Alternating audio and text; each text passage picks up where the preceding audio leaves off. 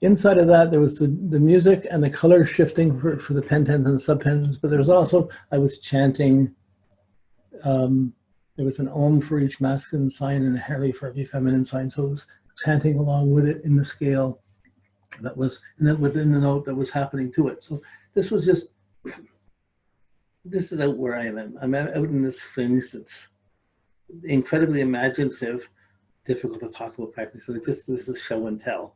But this is an exposure to how far you can go with these. You can take these things so far, and it goes into limits of imagination, into deep levels, or profound levels. But when we're working from our chart, we're just starting from a simple thing. We have a sign, a zodiac sign, and we have an inner theme pentan. That's the main thing to work at. So just watch it. It'll show you. You'll see. Like, it doesn't take very long before you're watching and say, oh, look at that. Oh, look at that. You'll see how affirmative and how real it is. And then, like in anyone's chart, you can't tell from a chart if someone's a good or bad person. You have to observe that someone is exhibiting bad behavior that's representing the negative sides of the chart, or someone's exhibiting good behavior based on what they have to start with in their chart. So there's not good or bad people, there's good and bad behavior, or good and ignorant behavior that can be adjusted.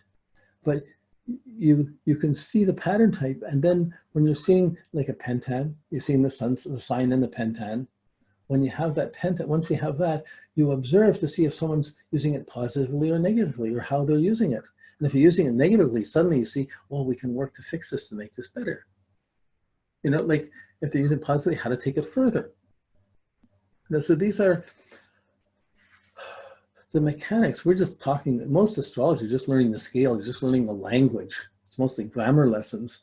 Then you have to learn how to make words, sentences, paragraphs, to be able to express yourself and to be able to use this. Then it opens up, it carries on into spiritual discussions and deeper things when people are ready for that.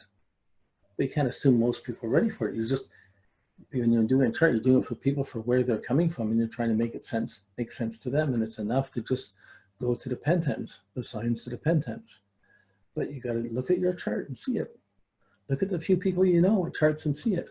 And you have to remember, when you're looking for the observation, sometimes it's blatantly outwardly, and sometimes someone will have blocked it outwardly. You don't see it, but it's happening inwardly. It's still there.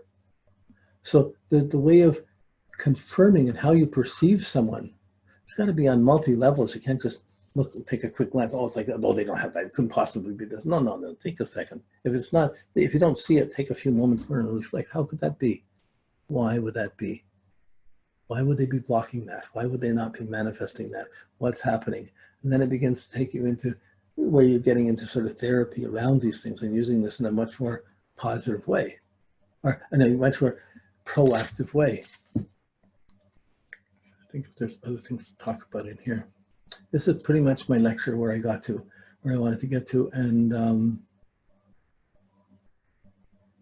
I think at this point we'll take I think we can, if it's okay, Melanie, we can go to questions from this point. Would that be okay?